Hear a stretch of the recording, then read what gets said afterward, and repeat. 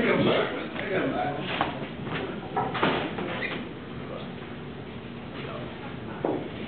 The sound, no, the words that changed everything. It was 11:26 on a Thursday morning in the summer of 2010. June 17th to be exact. I had crawled into bed at 10:30 that morning, trying to catch an hour's sleep before going to therapy and then see my mom in the hospital where she's been in the ICU for a month following a surgery. At 11:24, my aunt called. I remember looking at the phone and telling myself that the alarm would go off in just 6 minutes, and then I'd call her back. 2 minutes later, I heard it.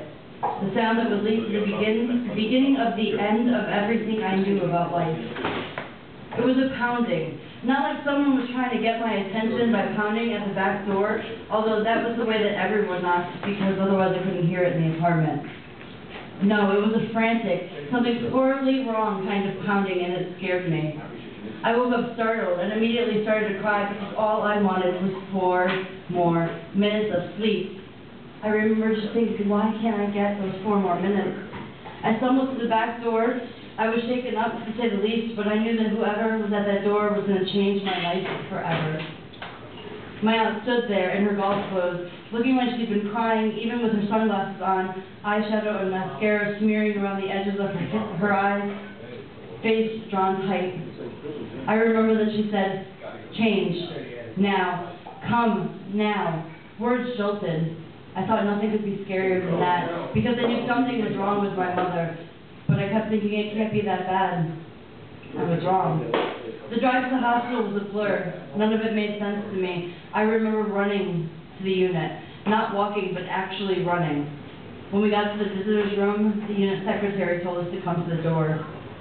I think I knew then, but didn't want to believe it. Anything but that. We walked to the unit door.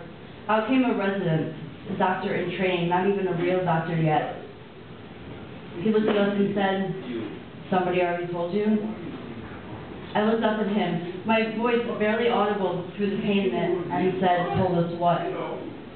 And that's when it came, the words that would change my life forever, words that would never leave me. We just pronounced her dead, he said in an icy, monotone, absolutely emotionless voice.